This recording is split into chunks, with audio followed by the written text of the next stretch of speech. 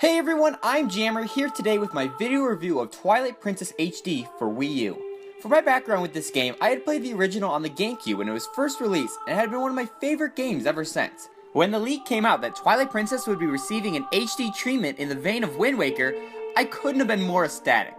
However, once we were treated with the official reveal, it was a little underwhelming because the visual difference were just so hard to tell. Heck, I didn't even realize the trailer was playing new footage. I thought they were just playing the original stuff first to compare with the remake footage next. But with that aside, I went into this game with just the feeling of it being an opportunity to replay this great game. With this being a remake, the biggest question is what they have changed. The original had two different versions, one with button controls on the GameCube, then the Wii port with motion controls and a flipped world. This remake offers both playthrough experiences with the original world layout in normal mode and the flipped world in hero mode. With this, it caters to both sets of fans to either version they played. They even give you an option to switch your aiming style between first and third person, which was another difference between the two originals. They did cut the motion controls that were in the Wii version, but like in Wind Waker HD, the gamepad controls with a touchscreen inventory is the best way to control this game, so the motion control omission isn't a detriment. They also trimmed the fat in some areas on this game. They removed a few tiers of light that you had to collect in order to streamline those sections. They also increased your initial wallet size so you could store more rupees right off the bat. And speaking of rupees, by far the best change is the removal of the repeating rupee notifications. For those who played the original, you'll know every time you started up the game, for each rupee you collected, you'd get the notification to remind you again of their value. Yes, I understand, a blue rupee, it gives me 5 rupees. Stop! It's incredible to think that a change so small could make such a significant impact on the game. While playing through Twilight Princess HD, I actually had almost forgotten that the originals had even done that. I only realized when I went back to get footage from the old game for this review. A new feature that wasn't in the original games is the Cave of Shadows, a new mini dungeon-esque similar to the Cave of Ordeals, but this one is exclusive to playing as Wolf Link and is unlocked by using the Wolf Link amiibo.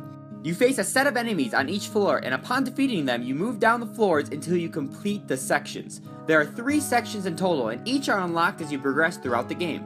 With every attempt at the dungeon, you must restart at the top section. When you reach the bottom, you can save your score to the amiibo, like how long you went without getting hit, if you used any other amiibo in that run, and finally how many hearts you finished with. Those hearts can then be used to heal yourself to that amount in future attempts at the Cave of Shadows, or they can be transferred to Breath of the Wild to stand for your pet Wolf Link's health bar, which is awesome.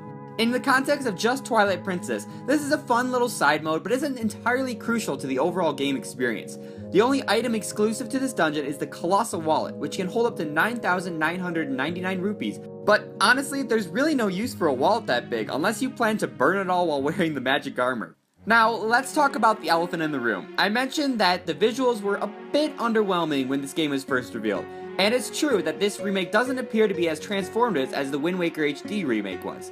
But in this game's defense, the same amount of effort that was put into Wind Waker HD was put into this game as well. Some minor tweaks to the models and almost all of the textures have been remade in a higher resolution.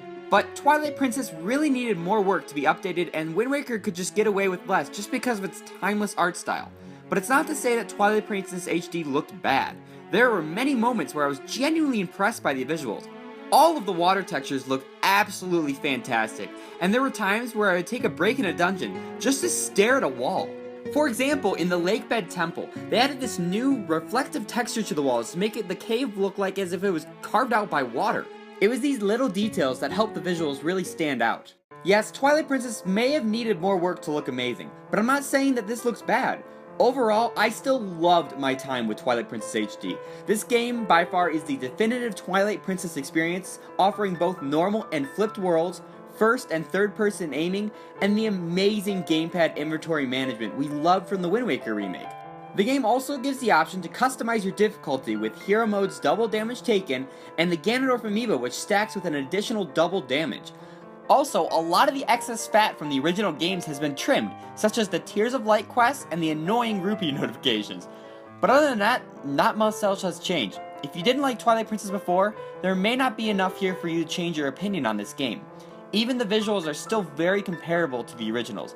It's true that this game has never looked better, but this game really deserved a bigger and more significant improvement. To me, the $60 price point is a little steep, especially if you already owned and have played the original. But if you're new to this game, this is the best experience available.